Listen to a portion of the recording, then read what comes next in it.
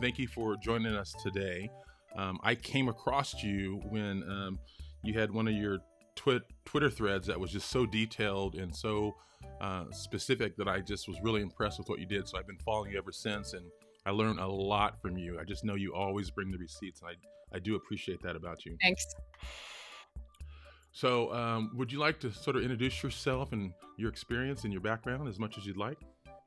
Yeah, I'm a master of public health and have about 10 years of experience in community service providing, but a lot of that has really involved health policy initiatives. And I kind of, grew up with this evangelical movement that has really taken hold of our politics. So, and I have a degree in that as well. So I'm pretty familiar with, what their theology kind of lends itself to and what the history of the movement is. And yeah, I have seen my own family just really fall victim to this disinformation that works on their brains in really specific ways to cause fear.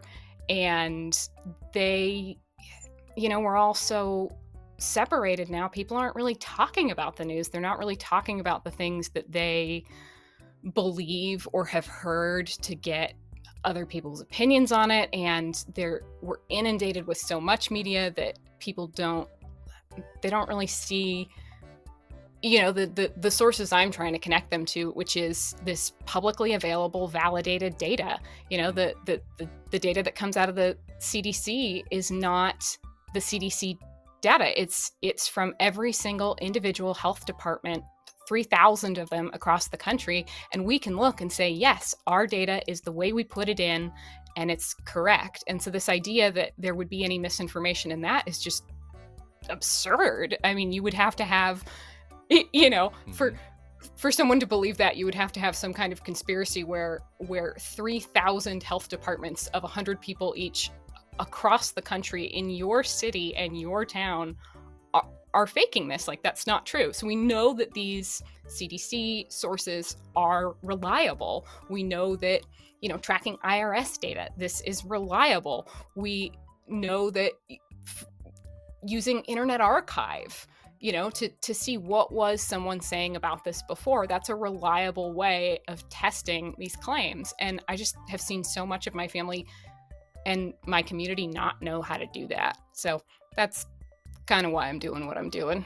No, and I do appreciate that. And that's a conversation I'd like to have with you again in the future, because this the Christian nationalism is becoming an increasingly serious problem for the whole country, just because of how they think and the things that they're trying to do, and trying to impose their religion on everybody. I'm what you call a I don't know what is it called? A Christian who's been away from the walk for a while. But I know about Scripture and the Bible, and I know what they're doing and saying is not what God would want. But that's another conversation that we can have. Yeah. But I saw that you posted something today that caught my eye about the CDC. This one right here. Yeah. Can you see it? Yep. So last week there was an HHS order for any Health and Human Services federal agency at the direction of Stephanie Spear, who was RFK Jr.'s spokesperson for his campaign. She sent out the order that there was to be a communication freeze from all health agencies, and that some people questioned how much that applied to, whether it was, policy responses, and it very clearly and evidently applied to the data that's used across the country by local health departments to make decisions. So right now people are tracking FluView because we're in the middle of flu season, and that also tracks not just cases that are showing up in emergency rooms of types of flu and not just testing those, but also testing water supplies to see the prevalence of different types of flu. And that's one way that we can detect, new pathogens or illnesses or new outbreaks. And we're not getting any updates on that and haven't for a week now. Today, last night, the prior week deaths, mortality data should have been uploaded by then, and wasn't. So it is now evident as well that we are not getting any new death data, which is terrifying and something we have continuously published throughout the history of public health in this country. I mean, you can go back to 1896, and we have been publishing weekly mortality and morbidity data, and awarenesses, for the broader country for public health. This is the first time that we have not published that since 1896. Why is that significant? I'm a layperson. Just help me explain why that's important for a delay at all. First off, that's how we get food recall notices. Those go through the CDC and FDA. You primarily at the FDA, but you're also getting that notification from your public health department, which is getting that information from these federal agencies. Today, since the beginning of the year, there have been 67 cases of active tuberculosis in Kansas, which is 67 more cases than they had last year. I mean, it is absolutely insane, and really, really terrifying that we are, as a community, not getting that public health information. And I try to think through all the angles on this, and I think someone could say, well, it's only been a week, and they didn't tell us how long we weren't going to be getting new information for. But it's been a week, and we don't know how long we're getting new information for. There was no end date on this, and the idea that this group didn't know how needed that information is for every public health department, every health system, every hospital across the country, that they didn't know we needed that information, just speaks to a level of incompetence that I really can't even comprehend. Like, it is absolutely insane that they stopped this information. And their stated reason was they wanted it to go through a political appointee first. This isn't a policy issue. This isn't a woke thing. This isn't whether or not we give information or how we give information. And the weekly reports we get often have kind of a best practices or like a recent research that's being done. And if they wanted to not include that for the time being, I would understand. I would think it was wrong, but I would understand not including these kind of policy ideas. But to stop the flow of mortality data, like the flow of data on how many people are dying in our country, to stop the flow of notifiable conditions, which they have. So there are, there's a long list of conditions that if those present in a doctor's office or emergency room, it is mandatory that they be reported to the CDC, and then they go on this dashboard of notifiable conditions number. That's how your health department knows what's happening. And if you get a notification that says, hey, we have a tuberculosis outbreak, or God forbid we have anthrax, like that is the information that goes through there. Wow. Ebola, swine flu, I don't remember what the latest one was, monkeypox. I mean, right. those are the pieces of information that are going through there. And the CDC also works with the FDA and the USDA, and they monitor farm animals. And so in addition to human cases, we have been monitoring farm flocks and poultry for 2 years now, and keep seeing this increase in birds with bird flu. And it is, I don't want to make people overly scared. It is not currently, you're not going to catch this from your neighbor. You're not going to catch this going out. But this economically could really devastate us. And in the UK right now, they have issued a housing order for about half of the country now, which is a mandatory legal order that says any commercial or pet birds have to be kept indoors.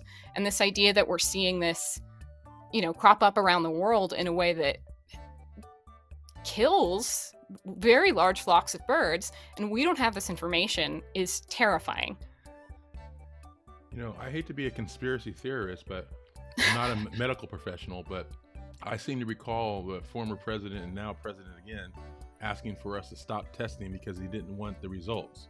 So I think this may be intentional, is that, and especially if you're going to be hearing the results from a politician who has been handpicked by the new administration to spread disinformation.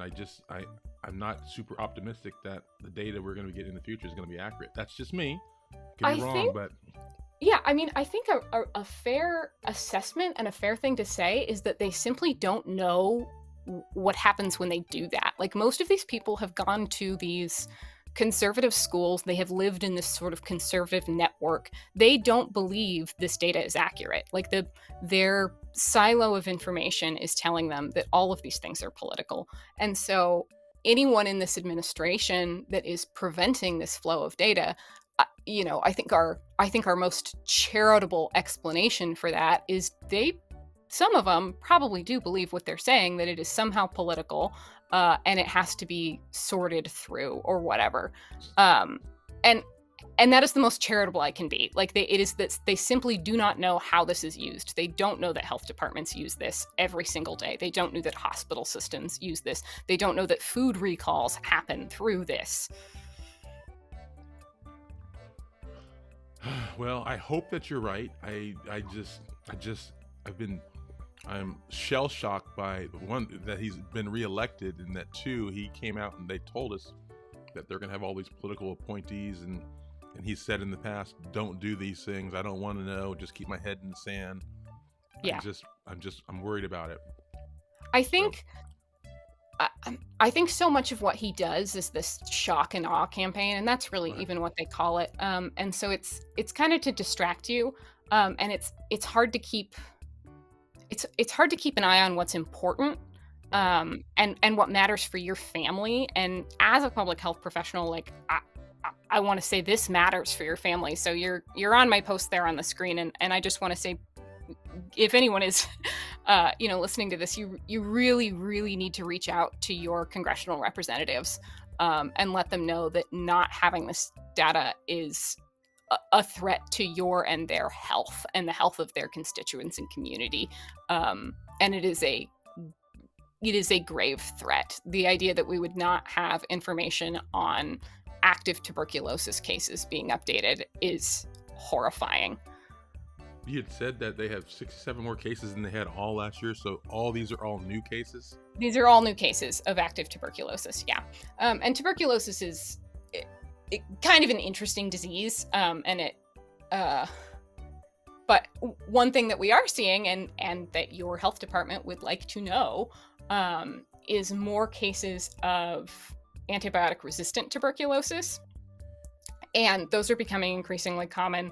And so, I think in a minute we should probably talk about the role of the media in this, but what's happening is you will see a headline that says, hey, there's 67 active cases of tuberculosis. Journalists are not health professionals, and they're really bad at numbers. And everyone that I've spoken to over the past year of doing this had said, we don't know what we're talking about. They're not science reporters. And so, they cannot convey really what the science says. And honestly, I think a lot of them are smart enough that they could, if they could actually sit with that information for long enough, but they just have to repeat the next headline over and over. So they're not telling you what the consequences are. I mean, I've seen a few headlines that said, hey, 67 active cases of tuberculosis. But they don't know whether or not to ask, is this antibiotic-resistant tuberculosis? Because that's even scarier. They don't know to ask, hey, are the public health departments doing anything about the lack of information? Like, is there going to be some data consortium of states that are sharing this? Because it's pretty scary, and I know it's only been a week, but there is no information on when we will start to get this information again. Yeah, so let's talk about that media aspect of it too, because we saw, it's, to me as a layperson, and not just on the medical side, but in general, it just seems to me the media has got a very superficial outlook on most things. That they cover the headline and they might dig one sentence deeper than that, but other than that, they don't really get down into the minutia. Like, for example, a ProPublica will write a 20-page in-depth expose on a topic, and you feel like you understand it all, but other news outlets will just give you like, hey, you know, they're eating dogs and cats, and it's got to Yeah. be true, right? And I've worked with ProPublica this year on a few things, and there's just, it takes time, and I try to be charitable, but I do believe a number of these narratives are intentionally crafted with the awareness of how difficult it is to parse out data and information. So in the case of Ohio, and what was happening there, it's pretty similar to what happened in LA. There was an influx of Haitian immigrants into Ohio. They're here on temporary protected status. We know the actual number of them. They're here legally. Mm-hmm. And then there was a right-wing group that is kind of affiliated with Heritage Foundation that was showing up at these town meetings and saying there's 20,000 Haitians, there's 20,000 Haitians, there's 20,000 Haitians. There's, you know, at first they said 15,000 and then they said 20,000 and they went up from there. And the city of Springfield posted on their website, and they said there are 12 to 15,000 total immigrants in Clark County, Ohio. That one's a good one. Yeah. So they said 12 to 15,000 total immigrants in Clark County, Ohio. And the city manager saw this number, I believe, and he said, oh, these people are telling me 15,000 immigrants that are Haitians, and I see the number 15,000, so that probably means the Haitians, right?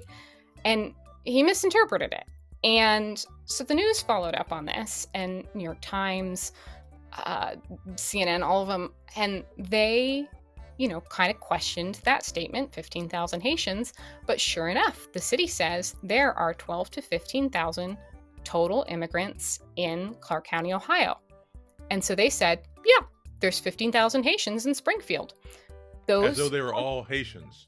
Yeah, those are two different statements. And it's one of those things where if you get an idea in your head, you tend to read something in that context.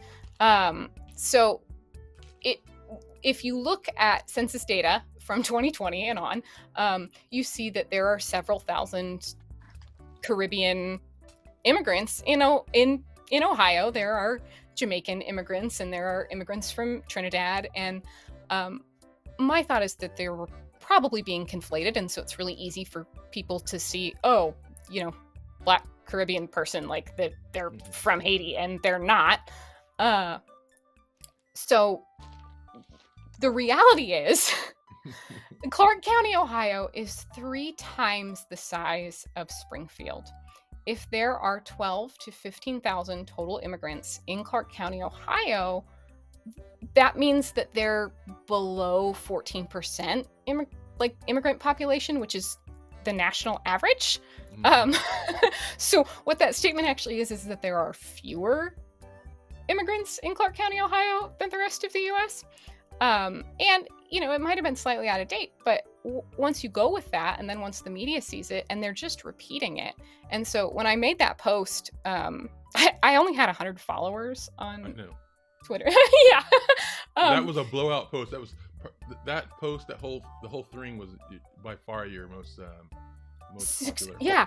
Well, and I think I changed the narrative. I mean, I even at the vice presidential debate and hearing Vance respond to that, and you know, for the moderator to be able to push back on him, it was because news started picking it up, and I think I had 3 or 4 outlets that did issue corrections and say, oh, this is not what this number means.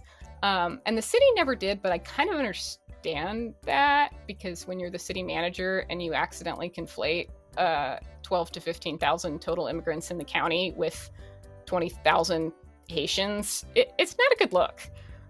So they stopped saying it, and you'll notice their communications. Mm-hmm. Yeah, their communications start to turn into like, these people were invited here and they're a benefit and like we're okay.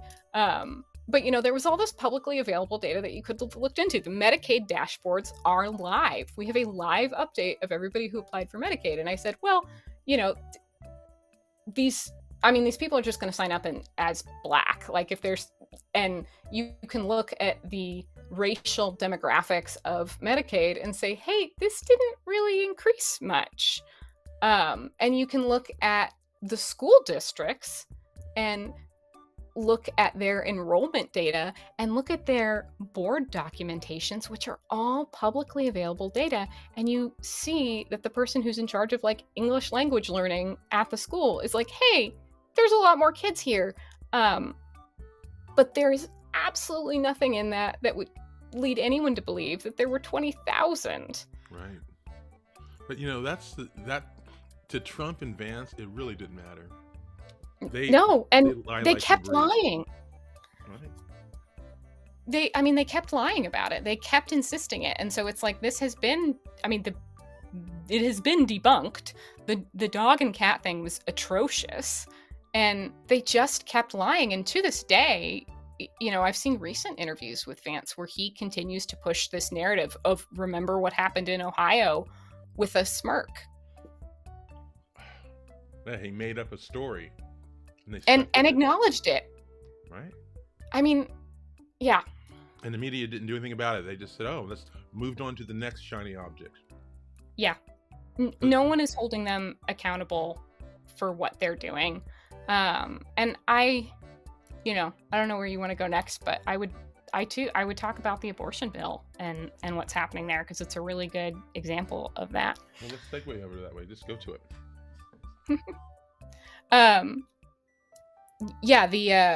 So should I pull up a different one? Yeah, I think I posted one that you had said you wanted to talk about. That was the where is it? We'll find it. But yeah, so which one is it? The Born Alive abortion one. Firefighter, performative. This is your shit posting one. Oh, the shit posting one. It's the shit post. That is a bunch of shit posts. This one right here. Yeah. So this Born Alive abortion bill is really, really specific. And I think a lot of folks who are concerned about women's rights and their right to make decisions about their own healthcare, Democrats, but anybody who's concerned with that, they oppose any abortion restrictions on the basis that it'll cause problems for women in kind of like rare medical circumstances. Mm-hmm. And so we end up in this situation in the United States where we have either all-out bans or no regulation, which is actually a little bit different than most Western democracies. Like, if an abortion is being sought for, I don't want to use the convenience, but if there's not another reason and you just don't want to have a baby, like between 8 and 12 weeks is actually pretty common around the world. And there's differences in that, those people have access to healthcare. So if they want to get that done, they can get it done earlier. There are fewer things that are preventing them. And then the other difference is people aren't going to jail for it. Like there is not this threat over it. But 222 members of Congress signed on to this recent Born Alive bill. It is one of the most supported pro-life bills in decades. And if you read it, which you can if you zoom in on the blue. Down below? Yeah. So the name of the bill does not determine, what the bill does, the content of the bill. And it's like a programming language. If you write things in a certain order, in a certain way, you get a certain outcome. So Section 1 refers to any infant born alive after an abortion or within a hospital, clinic, or other facility. That first "or" is like an "or" in boolean. It Right. means both values apply. Any infant born alive after an abortion, or any infant born alive within a hospital, clinic, or other facility. That's any infant. Right. That's any birth. And Section 2 goes on and says, without any exception, that doctors must preserve the life of the child and ensure the child is born, the child born alive is immediately transported and admitted to a hospital, and the penalties are 5 years in prison. Like, it's just this very trite thing that comes up afterwards. They will be immediately preserved. Their life will be preserved. They'll be immediately transported and admitted to a hospital, or you go to prison for 5 years.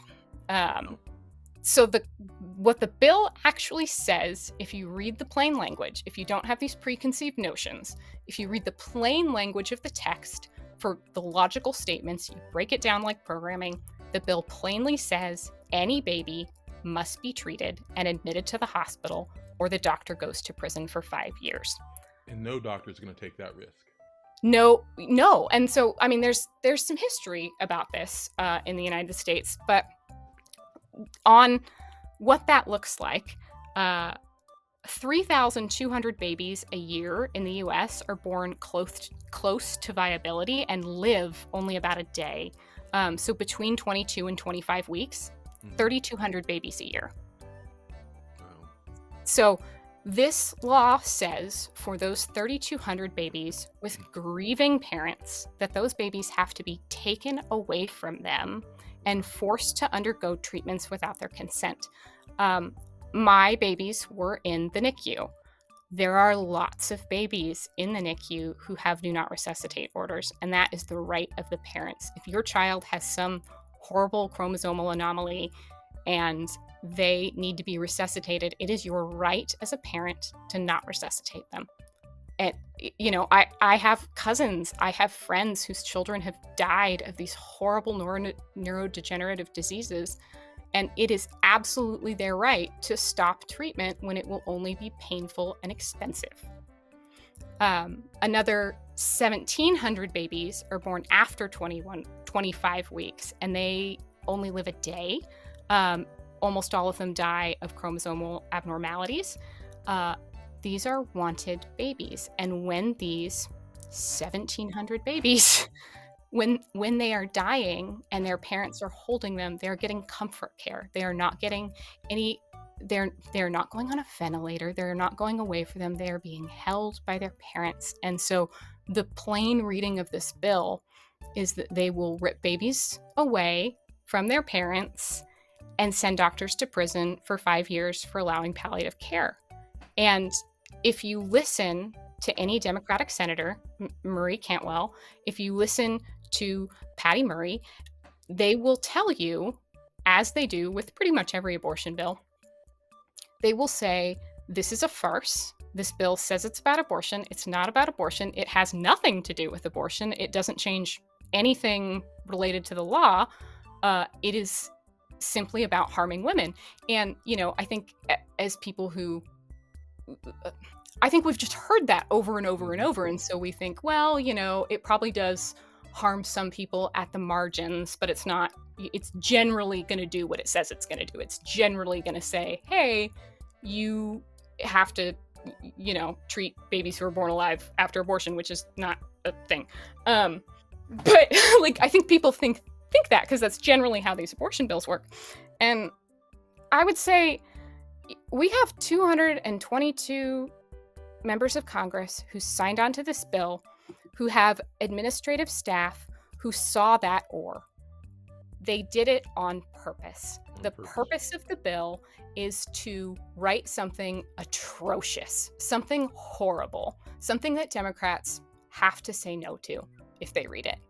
That's the purpose of the bill. And then they have those headlines and they say, seriously, one of the headlines, if you Google, Democrats abortion bill, is, oh my, the Democrats are at it again. Like, this is awful.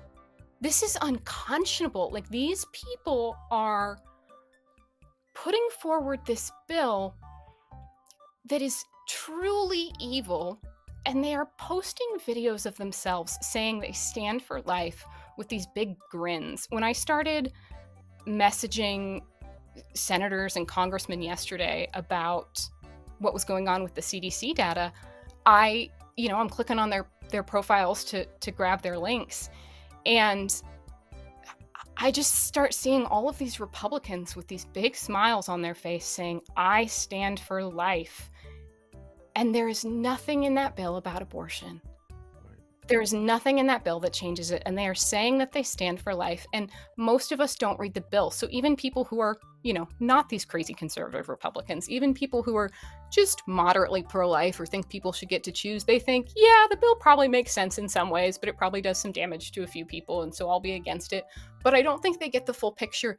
They are intentionally putting forward an evil bill, and on the basis that they know not a single Republican can vote for it. They're all laughing. A lot of these people. I mean, Democrat can vote for it. No Democrat. No, yeah, no Democrat can vote for it. A lot of these people are doctors. I mean, that was who I was tagging yesterday about the CDC info. It was like, hey, we need this information.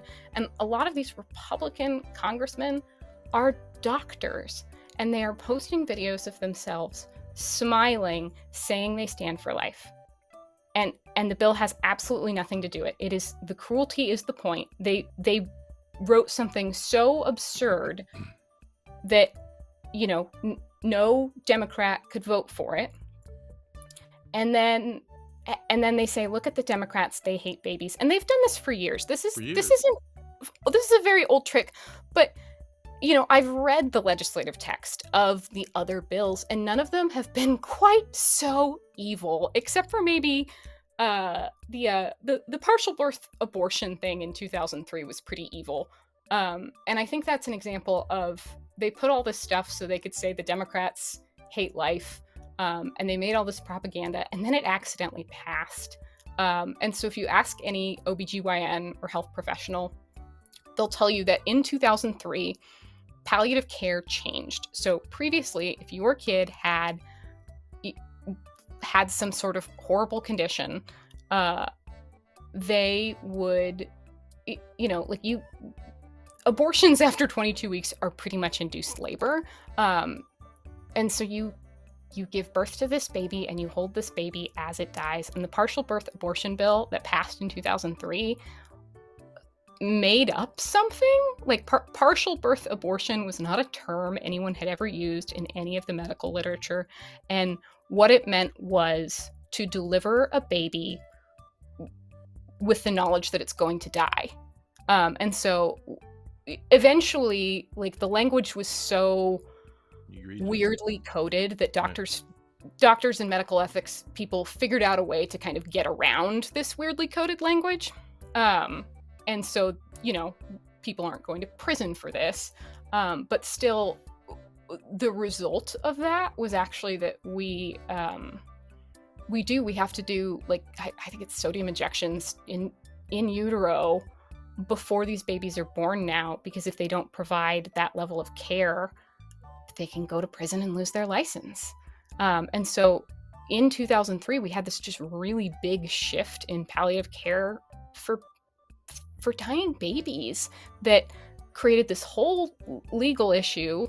And people who had this experience around that time, I mean, they had to get these far more invasive, horrible procedures done because of this. And, in this case, in this recent bill, it's just so much more clear. Like, they put that "or" in there on purpose. That was the intent. I think it has dual intents. I mean, I'm the politician, I'm Yeah. not the medical. The other intention was to put the Democrats on the defensive so they could have these headlines. And like we talked about earlier, is that it just puts them on the defensive, and a layperson just looking at that makes perfect sense. The headline of that bill seems makes sense. Why are Democrats against that? Well, and I think what I'm saying is the pro-life movement is fake. Like, this actually had nothing to do with abortions. And so there's been, since Roe fell, there has been a number of states, obviously many, that have passed abortion bans in their states. And the American College of Obstetrics and Gynecology, who's, this major medical association that deals with births and medical ethics. In every single state that passed an abortion ban, the Medical Association for Obstetricians said, hey, we will help you with this. We will help you with your legislative text, and we will give you the legal terminology to write correctly the exceptions that you're asking for. In every single instance, in every state. And in every state, the Right to Life movement that was writing this legislative text said no. So, the ACOG, American College of Obstetrics and Gynecology, in every single instance, they said, you can have your outright abortion ban. Like you can do that. You can ban all abortions, but let us help you write the clause for ectopic pregnancies. Let us help women don't die. Yeah, let us help you write the clause for hemorrhages so that women don't die. And in every single instance, they said no, because the purpose is actually not getting rid of abortion. If it was, we would have an 8-week ban in this country that, had appropriate medical exceptions. We would have a 10-week or a 12-week ban like any other Western democracy does. Instead, we have draconian bans with the explicit intent of making women fight them. Because if they had something that was reasonable, 8 weeks, 10 weeks, 12 weeks, if they had something reasonable, people would stop fighting. And this industry makes a lot of money. And more than money, this industry makes a lot of power. And so the entire history of the evangelical conservative movement in this country really goes back to this 1970s time when they figured out, if we scare people and we tell them these lies about abortion, they'll vote with us. And so they created an entire voting block on this. They do not care. If you look at the people who fund the Right to Life movement, it is the NRA. They do not care. It is Timothy Mellon. It is people who have absolutely no ideological concern about abortion. It is billionaires that very likely pay for abortions for their variety of whoever they're doing. Right. They have no ideological concern for this, and they are just feeding people propaganda. If you have a conversation with someone and you actually get down to the nitty-gritty on what exceptions they think should exist, pretty much everybody's in agreement. But that's why they make these bills, so that they can go, look at the Democrats. The Democrats want all the babies dead. The Democrats want to kill babies. The Democrats keep saying these things and they're lying. And the bills themselves are fake and evil. And nobody reads the text because we've had too many. There's been too many.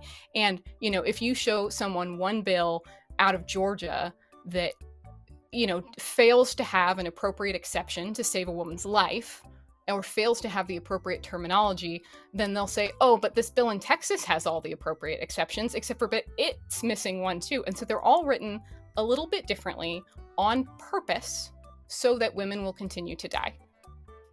Right. For me as a man, my philosophy is it's not my decision. It's the decision between the woman. Thank you. I don't really know all the nuances, and I don't claim to, but I'm just like, how would I insert myself into the decision-making process? It's like, if she and her doctor and her family agree that that's right for her family or not right for her family, who am I to speak up about that or say something against that? That's what's most offensive to me. Well, and of course, and I mean, late-term abortions are a myth, and they're a myth because when they happen, it is exactly what I'm talking about. It is a horrible chromosomal abnormality. They're effectively induced labor, and this woman gives birth and can say goodbye to her child.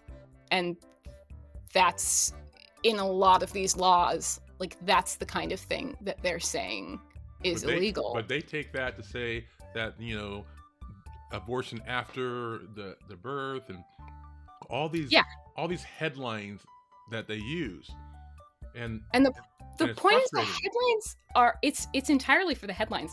They're actively putting women's lives in jeopardy for the headlines. They do not care about abortion. They don't care. And I don't mean that in the sense that Democrats normally mean that, where they're like, they don't care about the baby after birth. They don't care about the woman. No, they actually don't even care about abortion because this law doesn't do anything for abortion. This law bans palliative care for dying children.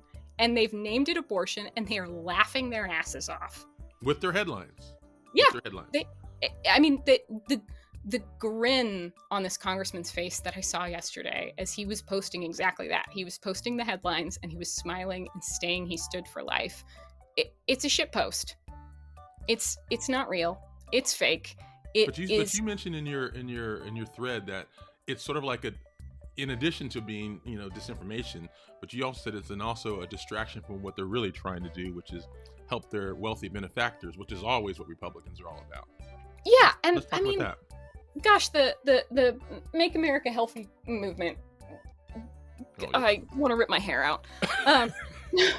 Wasn't there somebody else who tried this before? Yeah.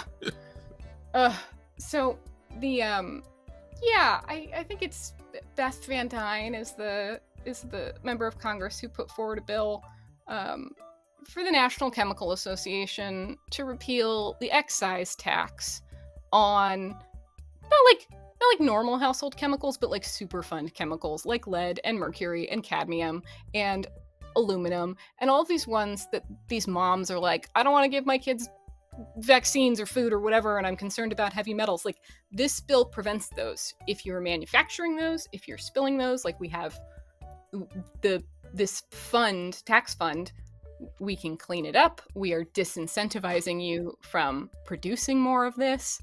And yeah, this congresswoman put forward a bill to get rid of that tax entirely, so we have no money for Superfund cleanups. And on her website, the American Chemical Association is speaking of how thankful they are that she put forward this bill. I mean, yeah, it is about corporate interests. And then the other one that has, I will say, I think there are Democrats, or I think there are Republicans in the House and the Senate who are not Trump Republicans, and I think my list of who I think that is would surprise you, because they're people who do vote the party line. They voted the party line on this abortion bill, and they voted the party line on a lot of things, but they're not inherently beholden to Trump on everything. They're still small government people, and that's why they're part of that party. And they are not the ones who supported this. In fact, they're the ones who passed the bill in the first place. But the Corporate Transparency Act will require any corporation has to have a named, it's down on that one. Any corporation has to have kind of a named officer. And so we have to know an actual person behind every corporation. This bill had so much bipartisan support, and it was attached to a defense bill, but it had so much bipartisan support that Trump actually vetoed it. And the House and the House and the Senate both overrode the veto, so it became law anyways. And I think Trump said he was vetoing it because of one of the defense provisions, but his, clan of 88, they are supporting this bill to repeal the Corporate Transparency Act, which isn't even being implemented yet. Like, they already tried to get the Supreme Court to stop it. And so, yeah, it's like, look over here and don't look here. Look over here at, us protecting life and doing all these great things, and the Democrats are evil. And don't notice that the exact same number of us, have also supported making permanent this business tax exemption that gives people making over $1 million, like, on average, an additional $600,000 tax cut, Wow. And, people making $100,000 wage earners, from that business tax cut get an average of like $20, and those who actually have a business get an average of like $75. But the wealthy, of course, they always clean up. It's $600,000. Yeah. And so it's look over here at this thing that we're just flat out lying about. And I just find that so disgusting. I don't think that they're, gosh, if you asked me the moment that radicalized me, it was actually probably this week that to see them put forward this bill that takes terminally ill children away from their moms so that they can pass corporate tax cuts. Like, these people are going to hell. I'm a I big tent kind of person, but these people are going to hell. If I don't disagree. I would hope so, because I just wish we can go back to the days of some kind of honesty, some kind of agreement on the facts, right? This yeah, they have learned through the Trumpism times that lying can be very effective, especially if we beat the mainstream media up to such a degree that they won't question us on it. And yeah, number two, we know that our conservative media is going to just reinforce the lies that we're telling. That is difficult to deal with, because let's sort of talk. I want to talk briefly about this, because I want to make sure everyone understands what this corporate transparency act is. As I understand it, and correct me if I'm wrong, is that it requires for a named person, like a real person, like Joe yeah, Jones, to be on there. So you can't just have a corporation owning a corporation owning a corporation owning a corporation. yep, You never know who the beneficial owner is, and yeah. that helps with money laundering. That helps with, because there's someone that the government could theoretically go after for financial crimes. This But even would just get rid of knowing, it. yeah, even that's exactly right. And it's one of those laws that we don't already have on the books that's like shocking to other countries. Like the OSED statistics are like basically every developed country's economic statistics. This organization runs them all and kind of compares them, and yeah, it is absolutely shocking to the rest of the world that you can own 5 shell corporations and the government doesn't know your name because it's through one registered agent and through one registered agent and through one. And post Citizens United, where corporations are now people and can give an unlimited amount to elections, now that actually helps with money laundering for elections. And so a lot of people focus on this. Another one that just a public data source is the FEC website, Federal Elections Committee. It publishes every single donor and how much they gave, because that's required. But then it also publishes how much each of these candidates and PACs gave to other groups to like pay for their fundraising materials or pay for their air travel or even just pay for campaign help. And so many of those groups are untraceable. Like the majority of the ones who run in these conservative circles are untraceable. And I pulled from the FEC database. I did like a bulk data draw, and I pulled the treasurer for each of these campaigns.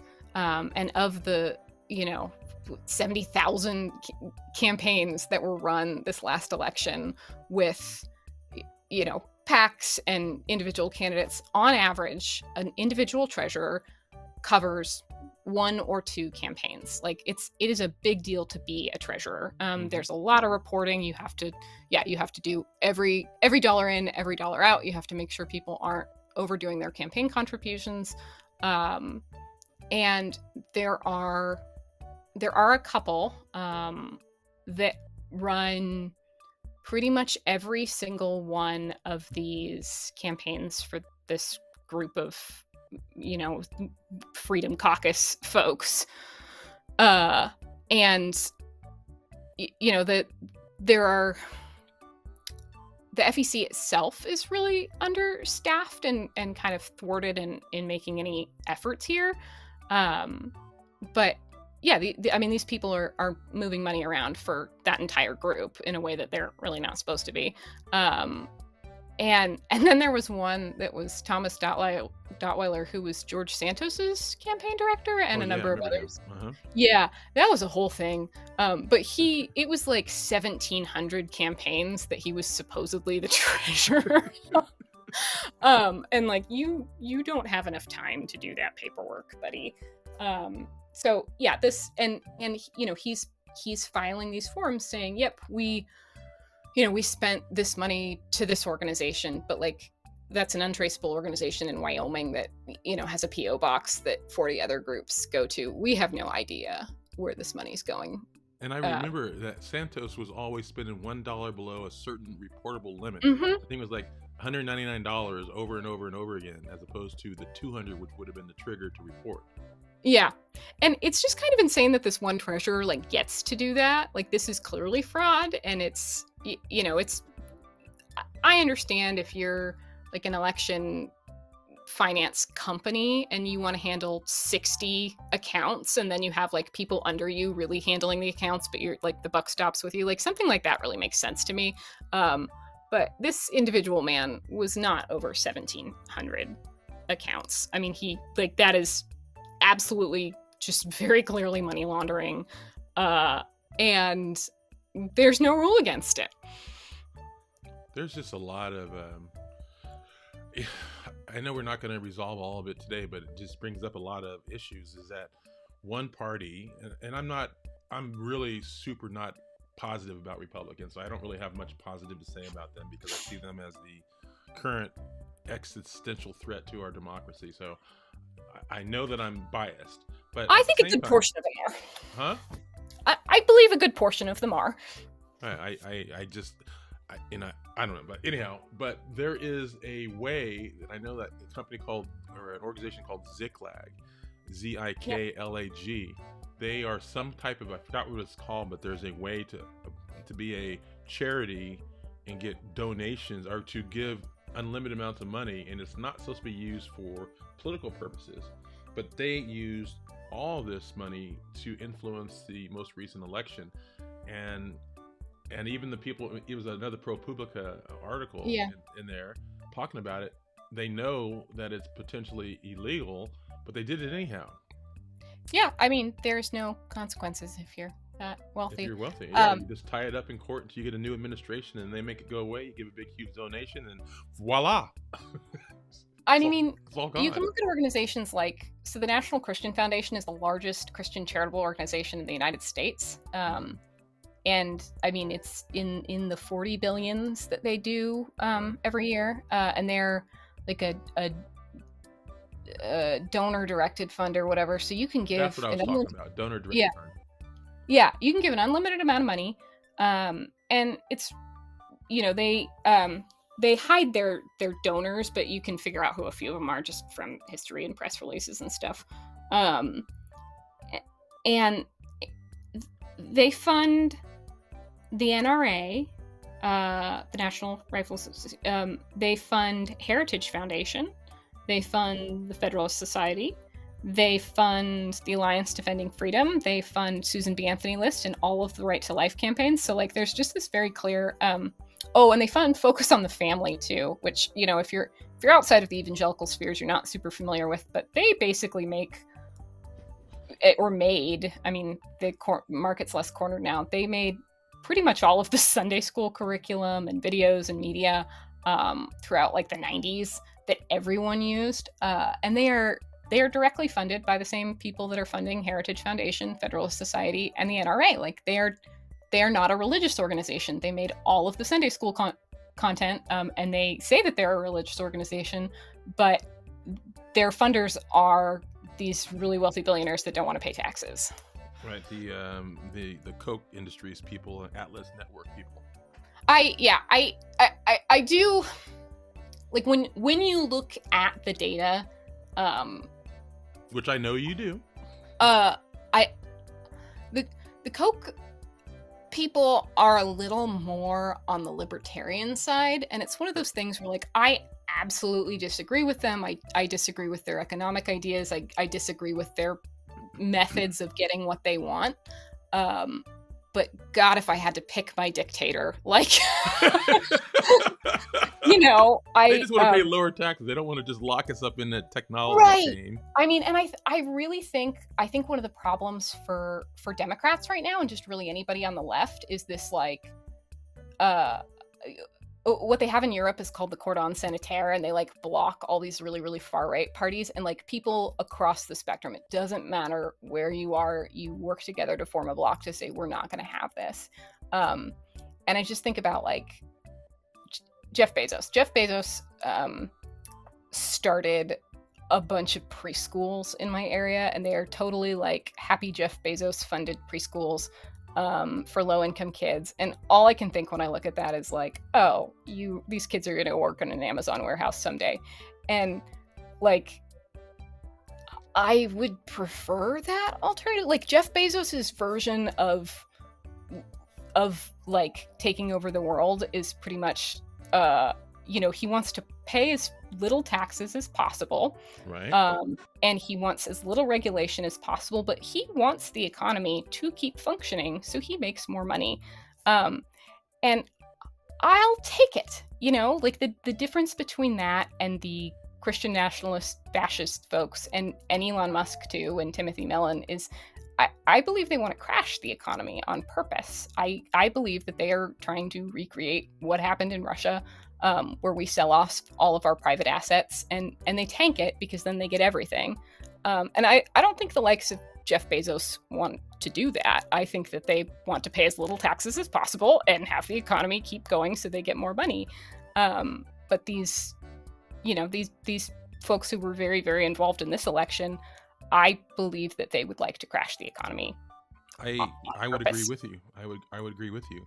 If you look at what is happening in Argentina with Javier Milei, he's like the precursor of the Project 2025, and what he's doing in Argentina is just destroying the economy there, making a lot more people poor and hungry, and cutting social services, cutting education, all the things that the Project 2025 people want to do. So I agree that that's probably what's going on.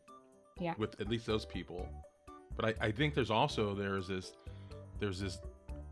this tension between the tech bros, the Elons, the Peter Thiels, and the Ackerman and those people, and the white Christian nationalists who believe a certain way. I think that they all think that they're in charge, and I think that there is going to be some tension about wait.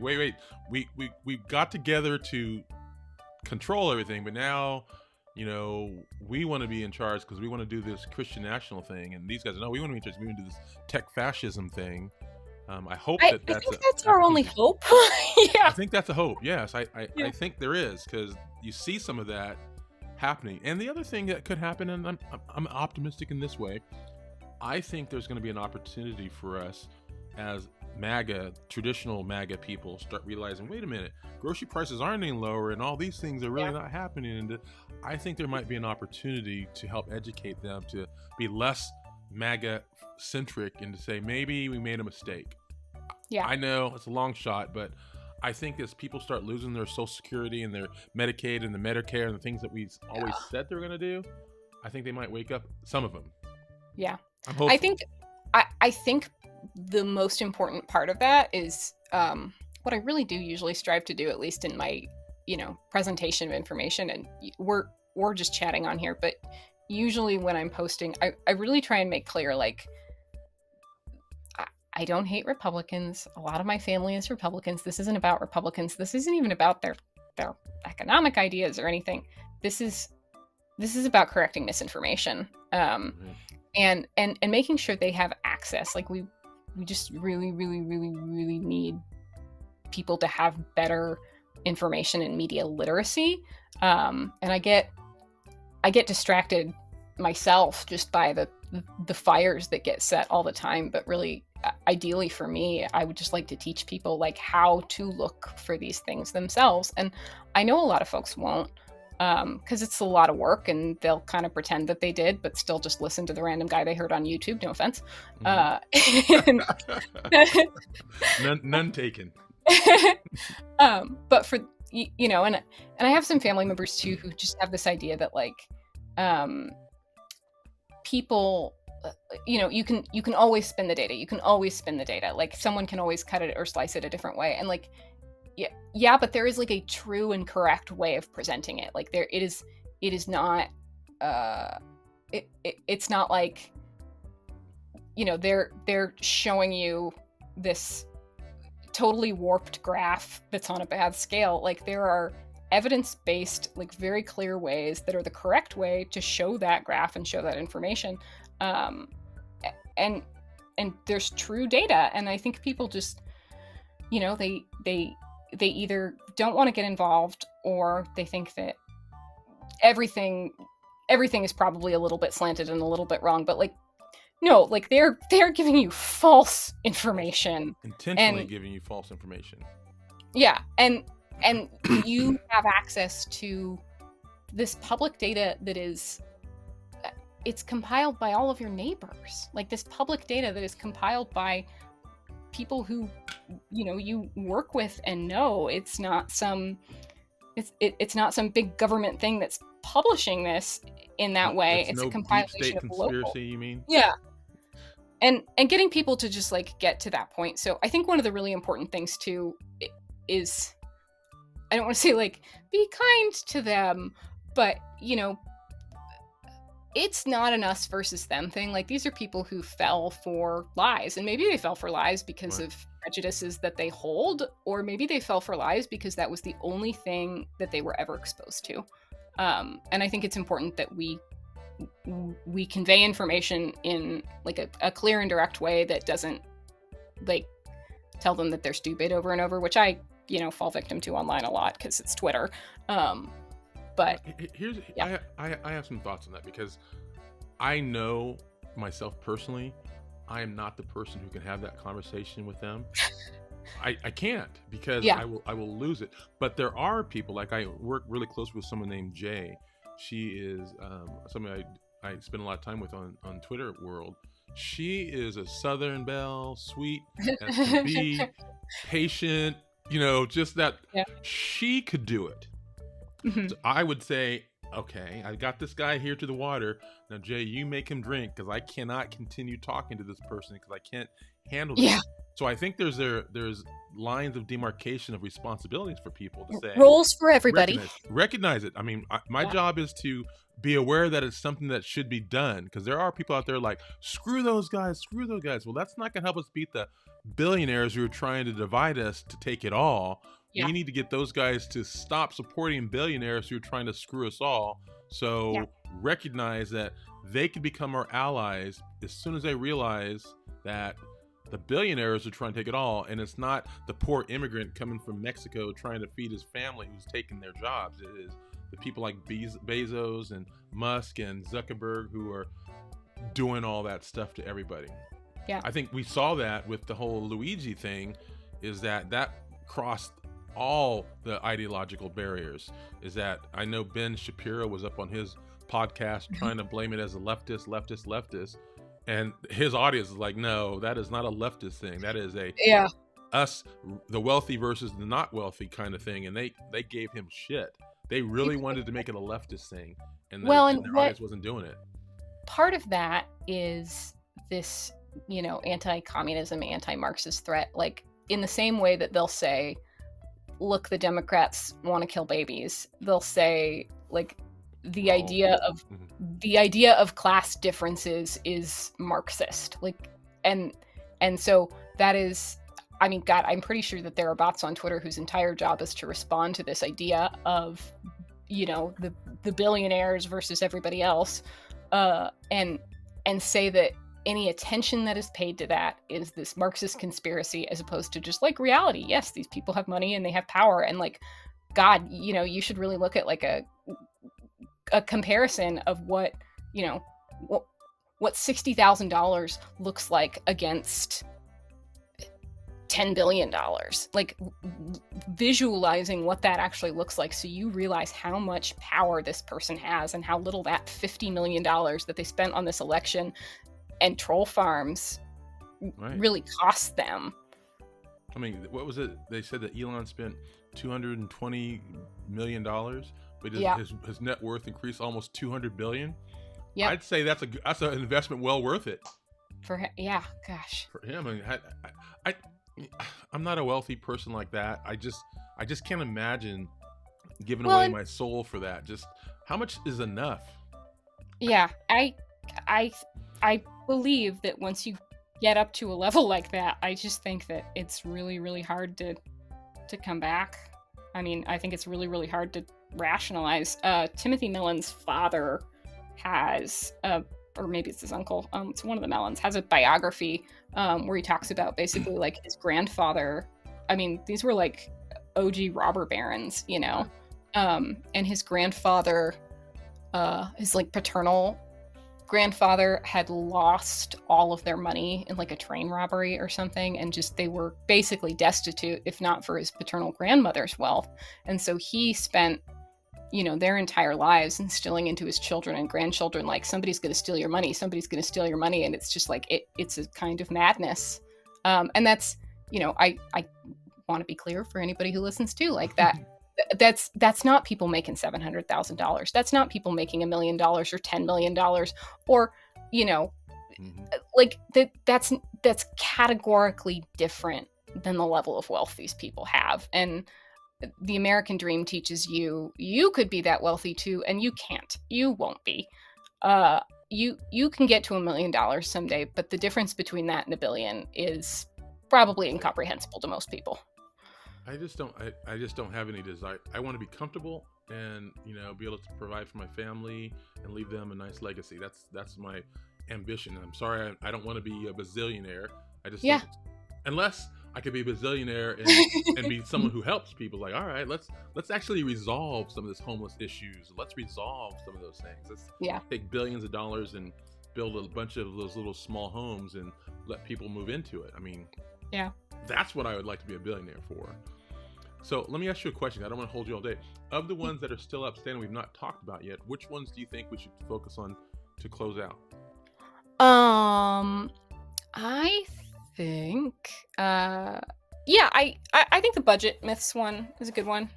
Is it up here, down here? Show me where I'm at. Up third from the top. Mostly just to say,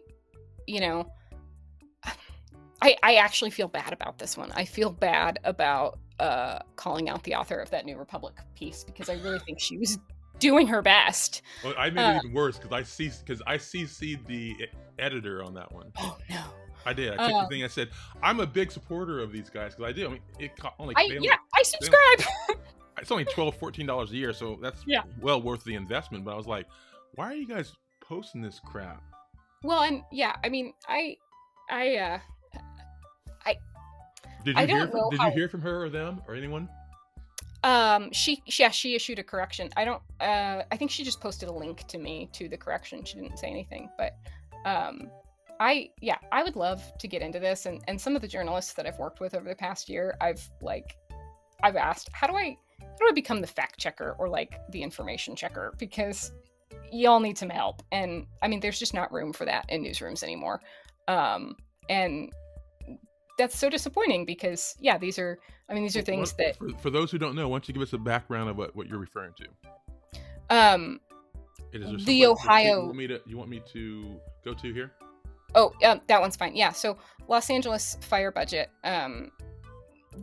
They bought new gear and it cost $12 million, and then they bought some other odds and ends that were kind of singular purchases. And so the fire budget went from being like 830 something in there. 830 something million, or 1830. Ooh, find the numbers for me. Scroll. Oh. Well, there's that one. Yeah, that one is the scuba purchases. Anyways, the budget looked different because they have an operating budget versus what they actually spent. And because the fire comes from general funds, there we go. Yeah. So $837 million versus $819 million. That operating supplies is most of the difference. And when you're looking at this adopted 2023 budget, which is that first column, what you're seeing is, here's how much we actually spent last year. And then the budget appropriation, which is the third column, is here's our operational budget. So here's how much it takes to pay the salaries, to do the things that we basically do. But because the fire department funding comes from the general fund, they actually have access to like $1.3 billion if they need anything else. But it comes from the general fund. The city of LA would like to keep their costs lower, so they say, hey, here's your budget, please request the additional things from us, and we can oversee that. And that's what happened. So the $819 million budget is actually higher than the initial budget by a little bit from 2023 and 2024, but they bought this new equipment. And they went about the right channel. They asked the fire council, hey, here's our purchase order. Fire council said, yes, this is very, very common in how municipal services are funded. And what I really believe happened, I don't really know what the deal is with the comptroller, but he had posted back in October, like just a graphic that was year over year change in spending. And like, of course, the year over year difference between, they didn't buy a new fire truck, they bought new breathing equipment. But the year over year difference between a year you bought a fire truck and a year you didn't buy a fire truck is going to be lower, right? Even if your budget's not lower, even if your operating budget's not lower. And so he had posted that, and he actually wasn't focusing on the fire department at all. I think he posted it in October and just said, here's the year over year difference in funding, and like, look how much we funded the police, and that's bad. And that's fine that he has that. I mean, that was fine. But the problem was,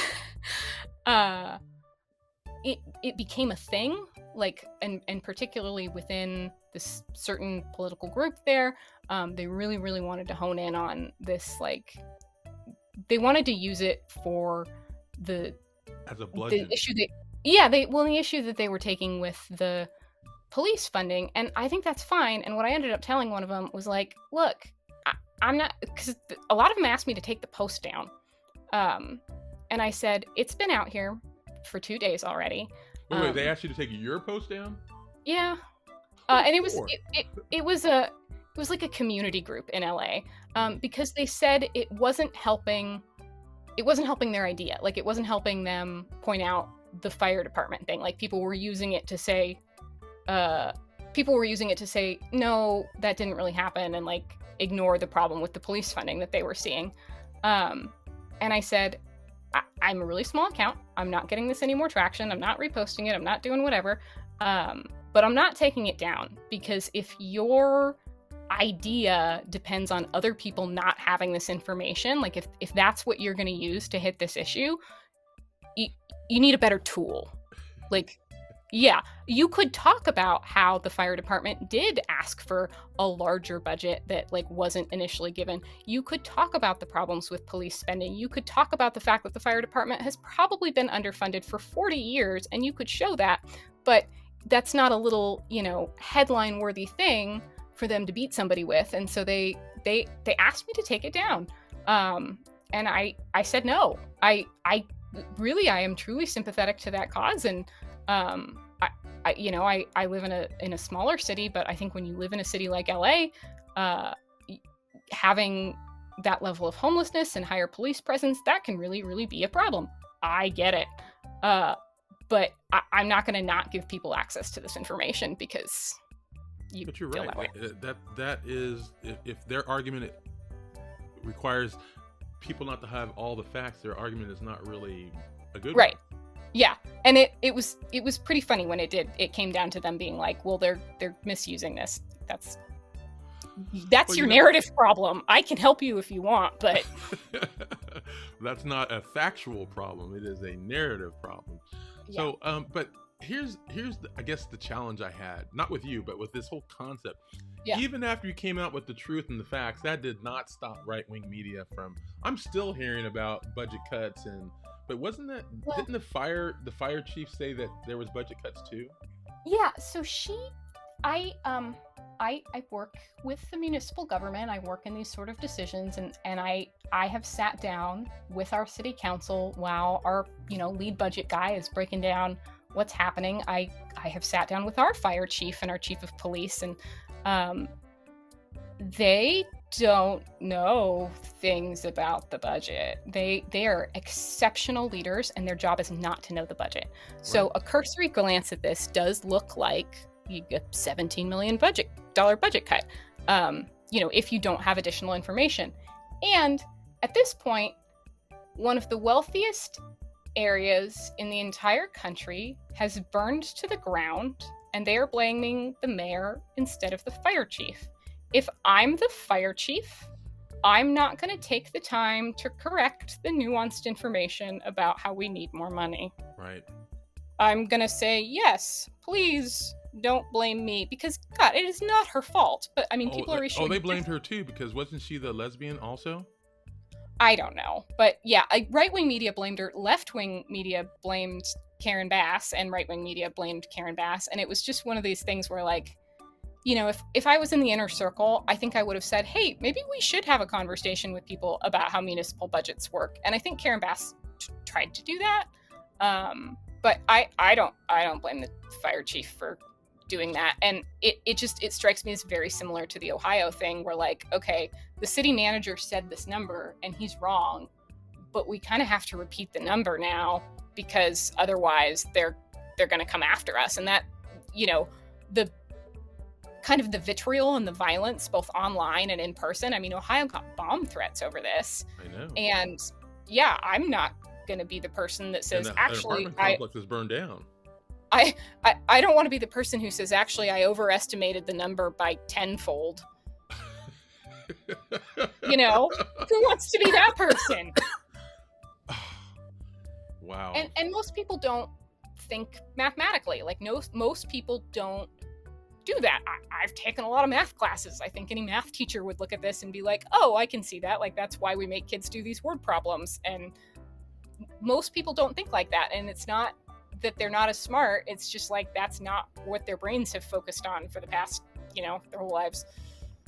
You know, I want to ask you, and if you don't feel comfortable answering, that's fine too, but I'm just curious. I look at this as intentional disinformation and attack. I wrote a lot of posts about this time because I saw a practice. It happens all the time. It's like, something happens, blame the Democrats, blame DEI, blame this, blame that, blame immigrants, attack, and find some kind of hole, latch on that, get on all the new media and spread the lies, continue to do it, and just attack. And it's super effective for the Republicans, because they don't have any morals in terms of telling the truth. Just as long as I win, as long as I get my people elected, and we can cut Karen Bass's knees off and get Gavin Newsom another recall attention. I see all that happening all the time. Did I lose you? I think I did. Hold on. Anyhow, we're going to wrap up. If you'd like to get a free online course about disinformation, fighting disinformation, I'd have you get this QR code right here, or visit the website and you could join the free online course. I have a full range of information that deals with all aspects of combating disinformation, because that's really what affected us a lot in the last election. And as we see, the Republican Party is fully on board with spreading lies and disinformation, and we've got to find a way to fight back against that. So with that, I hope to get Ellie on for another time, because she is a super wealth of information, as you can tell, knows a lot, and we did not cover it all. But I'd like to talk to her about the Christian nationalism piece, because I think that is an important part of what we're combating right now in the United States. So I'd love to have her for that. But as you can tell, she's super knowledgeable. Thank you guys who joined today, and we will see you soon